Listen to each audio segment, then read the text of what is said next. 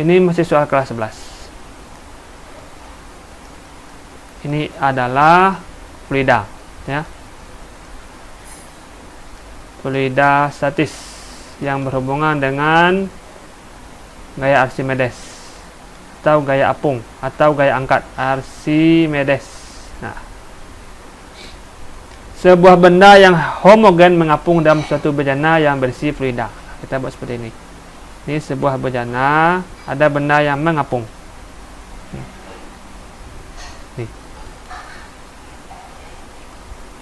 Jika massa jenis fluida 1,2 gram per cm kubik dan massa jenis balok 1,02 gram per cm kubik, hitunglah perbandingan bagian balok yang berada di atas permukaan terhadap bagian balok yang terendam. Ini ada yang muncul di atas permukaan, ini ada yang masuk ke permukaan atau masuk ke dalam cairan. Yang muncul ke permukaan kita namakan V muncul. Yang masuk ke dalam cairan ini kita namakan VTC, ya. Dari soal diketahui massa jenis fluida yaitu rho F sebesar 1,2 gram per cm kubik. Kemudian massa jenis balok yaitu rho B sama dengan 1,02 gram per cm kubik. Bagaimana cara mencarinya? Untuk menyelesaikan soal ini, rho B dikali VB. Massa jenis benda dikali volume total benda. Rho F dikali VTC. Ini adalah massa jenis fluida dan ini adalah volume benda yang masuk ke fluida ini, VTC. Jadi yang diminta soal ini adalah perbandingan bagian balok yang berada di atas permukaan V muncul per VTC-nya berapa. Kita hitung satu-satu dulu, ya. Baru kita hitung nanti perbandingannya berapa. VB, rho B nilainya 1,02. Ini tetap kita tulis VB, rho F nilainya 1,2. VTC. Maka kita hitung nilai VTC. VTC sama dengan ini ke bawah, berarti 1,02 dibagi 1,2 VB. Sekarang kita bagi menggunakan kalkulator. 1,02 dibagi 1,2. 0,85 PB.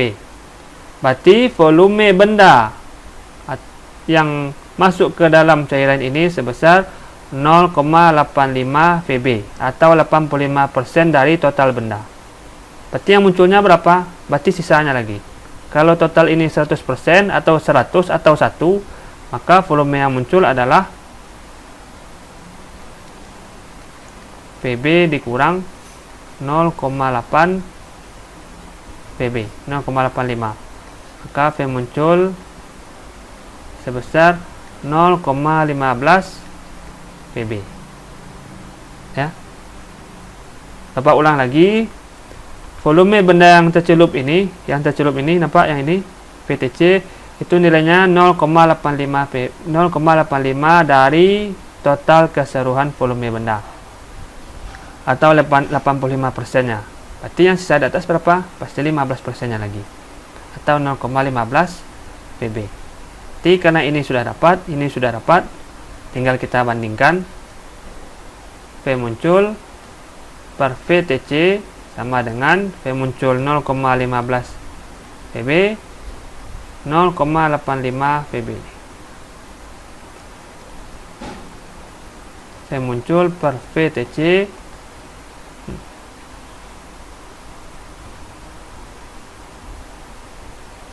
ini habis. Berarti 15 bagi 85. 15 bagi 5 3 di bawah 17. Berarti perbandingannya adalah 3 dibanding 17. Ya, perbandingan bagian balok yang berada di atas permukaan V muncul terhadap bagian balok yang terendam, yaitu VTC. Perhatikan gambar berikut. Ini adalah soal kelas 11. Materinya fluida dinamis dan submateri debit. dan kontinuitas. Sebuah pipa silinder mempunyai dua macam penampang masing-masing 300 mm² dan 200 mm². Berarti yang 300 ini adalah penampang yang besar. Kita anggap ini penampang pertama A1, yang 200 ini adalah penampang A2. Biasanya berbentuk lingkaran. Ya. Selalu lingkaran seperti ini. Bayangkan saja pipa ya. Pipa kan tidak ada yang petak. Jika kecepatan air pada penampang kecil 3 meter per sekon, berarti V2 ini 3 meter per sekon. Tentukan kecepatan air pada penampang besar, berarti V1 ini nilainya berapa? Pada kasus pipa seperti ini, nilai debit air ya,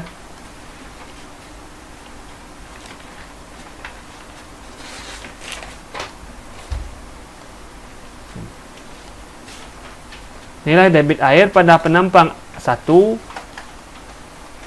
dan pada penampang 2 itu nilainya sama. Debit itu dilambangkan Q1 dan debit pada penampang 2 itu Q2. Nilainya sama. Ya. Debit di A1, debit pada penampang 1 dan debit pada penampang 2 nilainya sama. Yang berbeda adalah kecepatannya. Manakah kecepatan aliran air yang besar? Tentu pada penampang yang lebih kecil. Kalau tidak percaya, silakan Anda cari selang, kemudian Anda tekan di ujungnya. Pasti akan kencang aliran dari air yang keluar dari pipa tersebut. Sekarang, nilai Q1 ini sebesar A1 kali V1, debit 2 ini A2 kali V2. A1 nilainya 300, ini A1, ini A2 ya. 300, V1 yang ditanya A2 nilainya 200, V2 nya sudah 3 meter per sekon. Ini bisa kita coret, ini bisa kita coret. Berarti 3V1 sama dengan 2 kali 3. Maka nilai kecepatan pada penampang yang besar adalah 2 meter per sekon. Sana lihat. Kecepatan aliran air pada penampang yang lebih kecil itu lebih besar daripada penampang yang lebih besar. Yang berbeda nanti adalah kalau pada penampang yang lebih besar itu tekanannya lebih besar. Ya, tekanannya lebih besar, bukan kecepatannya. Nah, sekarang kita lanjutkan. Ini soal yang ada pernyataan 1, 2, 3, 4. Nah, sekarang Bapak ulang lagi. Kalau 1, 2, 3 itu A, 1, 3 B, 2, 4 C, 4 saja D, 1, 2, 3, 4 itu jawabannya E. Sekarang kita lihat. Besaran yang mempengaruhi kalor untuk menaikkan suhu benda adalah, ini soal kelas 11 ya. Kelas 11 yang berhubungan dengan kalor atau panas. Q sama dengan MC delta T. Ini massa, ini kalor jenis benda, ini perbedaan suhu. Jadi besaran yang mempengaruhi kalor, yang mempengaruhi Q ini adalah M, C, dan delta T. 1, 2, 3. Kita lihat di sini, mana yang benar? Kenaikan suhu benda, berarti benar. Kenaikan suhu benda. Volume benda, di sini ada V, tidak ada. Berarti ini salah. Massa benda, mana dia? Ini dia. Benar. Kecepatan benda, ada V di sini? Tidak ada. Maka yang benar adalah 1, 3. Berarti 1, 3 jawabannya adalah B. Sebatang baja berbentuk silinder pejal mempunyai panjang 1 meter. Sebatang baja mempunyai panjang 1 meter dan luas penampang 0,2 meter kuadrat. A 0,2 meter kuadrat. Konduktivitas termal baja adalah, ini nilai K, 40 Joule per meter sekon derajat Celcius. Ini adalah soal kelas 11 yang berhubungan dengan perpindahan kalor, khususnya perpindahan kalor secara konduksi. Ya. Jika selisih suhu antara kedua ujung baja, berarti delta T 10 derajat Celcius, berapakah kalor yang mengalir dalam waktu 1 menit? Dalam waktu 1 menit. Ini kita ganti jadi 60 sekon. Nah, ini kita pakai ya. Jadi kalau ada batang baja ini dipanaskan ya. Besar kalor yang mengalir sampai ke ujung ini berapa? Dalam waktu 1 menit. Panjangnya 1 meter, ini 1 meter, luas penampangnya 0,2 meter kuadrat. Q per T sama dengan K dikali A dikali delta T per L. K ini adalah konduktivitas termal baja, A ini adalah luas penampang baja, delta T ini adalah selisih suhu, ini dia, dan L ini adalah panjang. T di sini adalah waktu yang dibutuhkan kalau tadi untuk merambat atau untuk mengalir. Maka untuk menghitung Q saja, K dikali A dikali delta T, T-nya kita kalikan ke samping, T kecil ini ya, T waktu ini, per L. Kita masukkan angkanya, K nilainya 40, A nilainya 0,2, delta T 10, T kecil ini 60 sekon per L, panjangnya 1 meter. Dan kita dapatkan besar kalor yang mengalir dalam waktu 1 menit adalah ini dengan ini habis, tinggal kita kali 40 kali 2 80 kali ini 4800 joule. Ini dia yang perlu Anda ingat, ketika ada waktu yang diberikan dalam satuan menit itu harus diubah ke satuan sekon ya, seperti ini. Soal selanjutnya, ini soal kelas 11 dengan materi teori kinetik gas, terutama hukum Boyle-Gay-Lussac, yaitu P1 kali P1 per T1 nilainya sama dengan P2 kali V2 per T2. P ini tekanan, V itu volume, T itu adalah suhu. Lalu apa beda 1 dan 2 ini Pak? Berarti P1 tekanan mula-mula, P2 berarti tekanan akhir, V1 volume mula-mula, berarti V2 volume akhir, T1 suhu mula-mula, artinya T2 adalah suhu akhir ya. Ini satuannya adalah Newton per meter kuadrat, ini satuannya meter pangkat 3, ini satuannya adalah derajat Celcius atau Kelvin. Suatu gas ideal mula-mula menempati ruang yang volumenya V dan tekanan P. Artinya apa? P1 nilainya V, P1 nilainya P.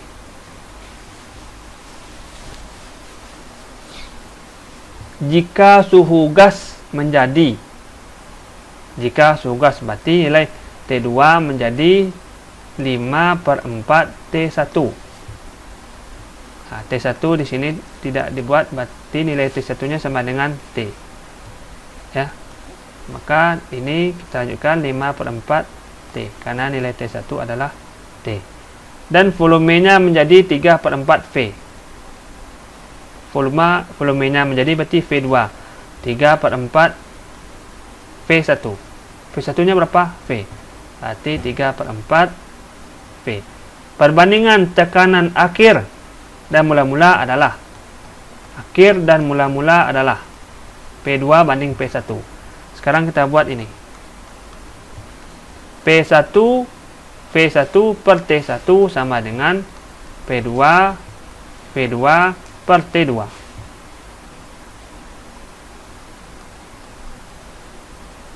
Kalau diminta perbandingan P2 dan P1, maka T2 pindah ke sini. T2, ini P1, P2 pindah ke bawah.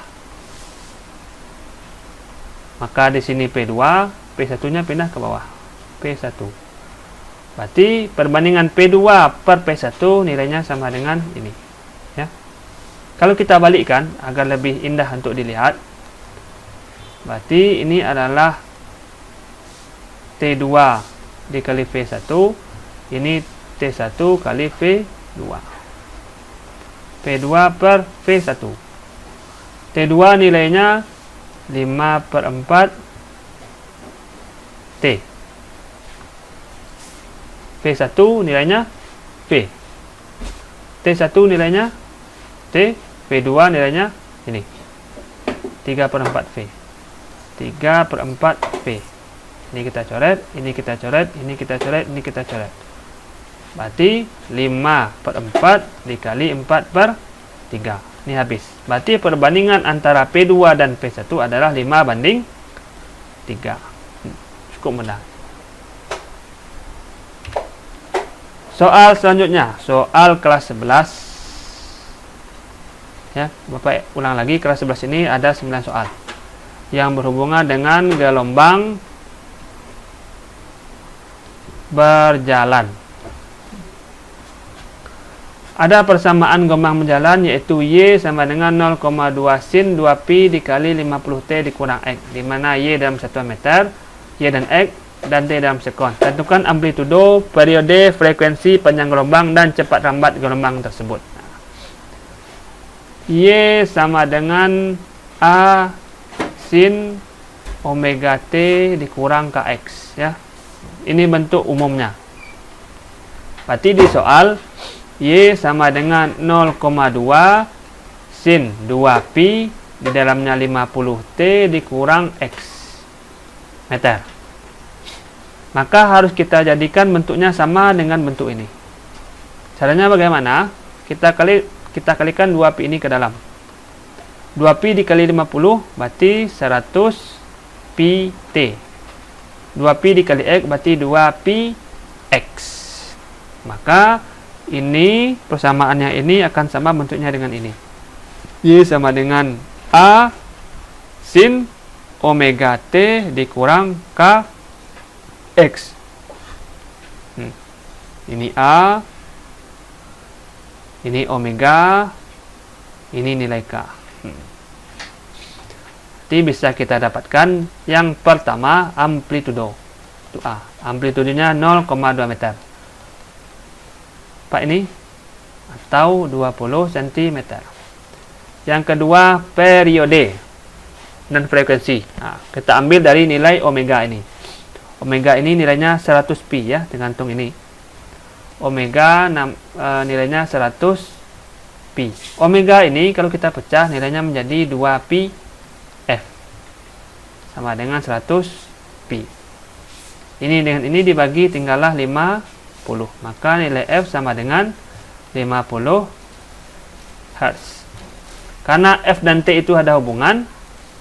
Apa hubungannya? F itu nilainya seper T. Maka T nilainya adalah seper F. T nilainya seper 50 sekon. Ini dia.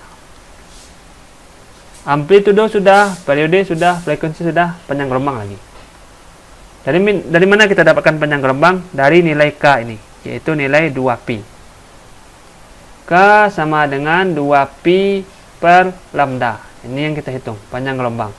Nilai K sesuai persamaan didapatkan nilainya adalah 2pi.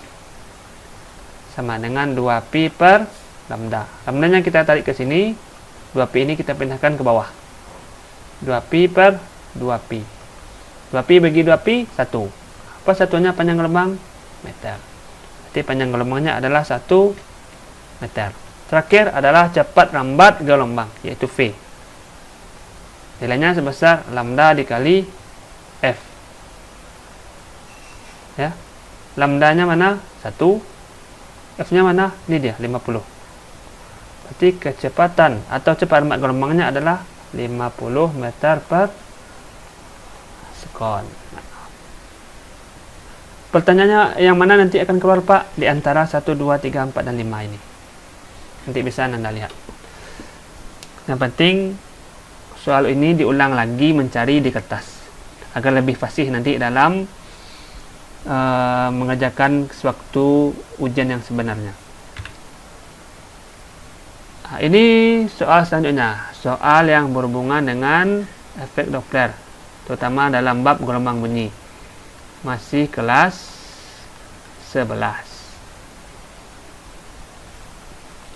Anang mendengar bunyi sirine ambulan mendekatinya saat sedang duduk menunggu bus.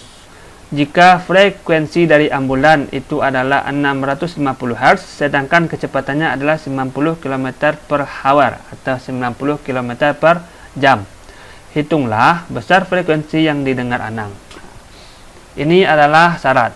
Yang perlu Anda ketahui dari syarat ini P ini pendengar, S ini adalah sumber bunyi, ya.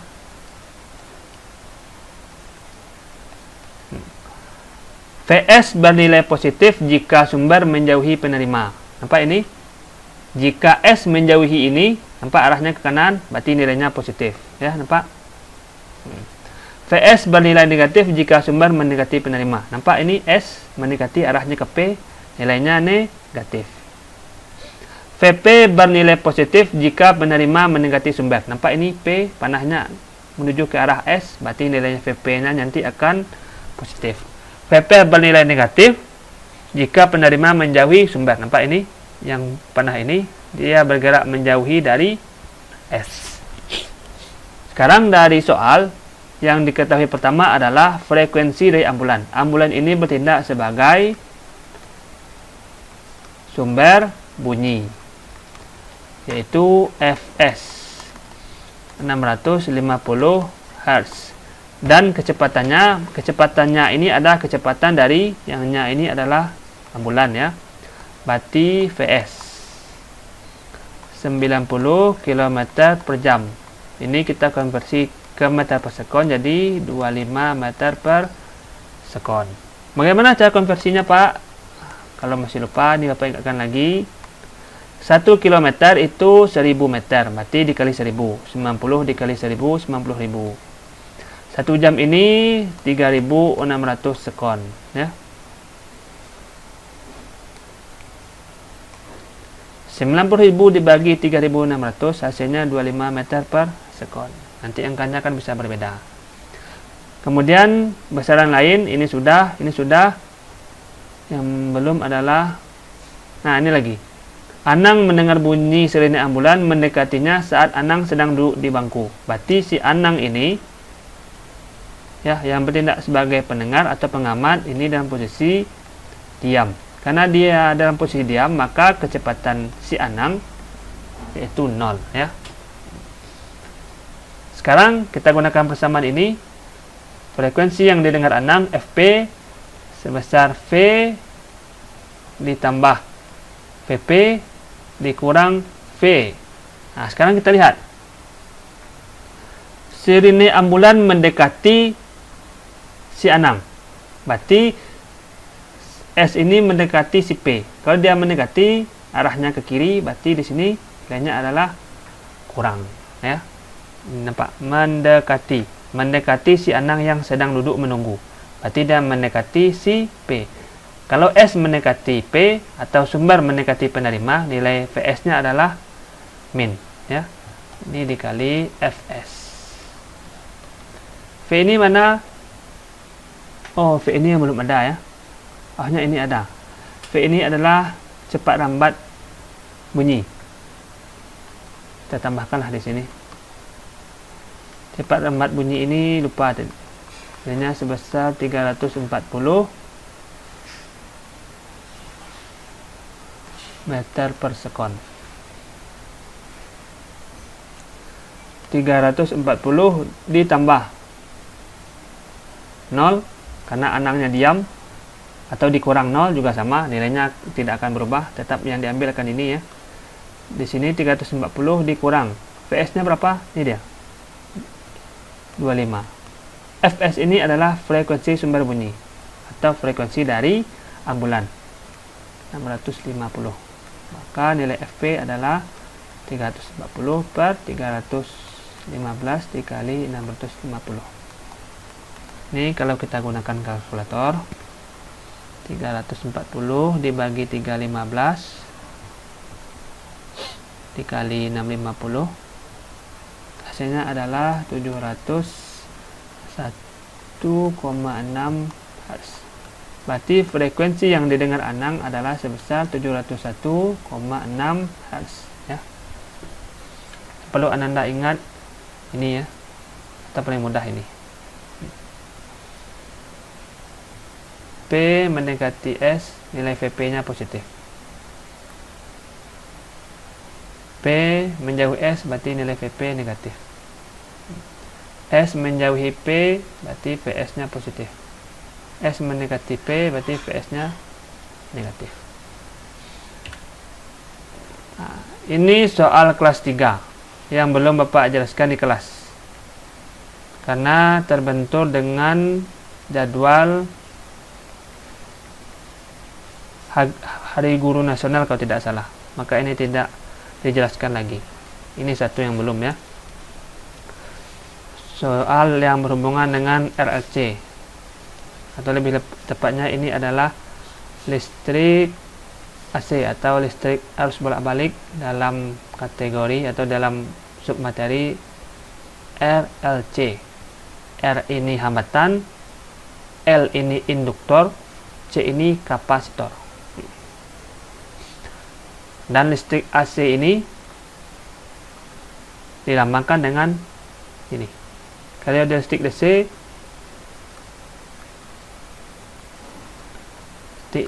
gambarnya pasti akan seperti ini. Ini R, lambang DC-nya ini harus searah. AC ini harus bolak-balik. Apa ini? Bolak-balik. Pada saat rangkaian seri RLC, seri, ya, nampak seri hubungannya ini, dihubungkan dengan sumber tegangan AC, ini dia V, beresonansi. Berapakah besar impedansi rangkaian? Pada saat rangkaian ini dengan hubungkan dengan sumber tegangan V dan rangkaian ini beresonansi,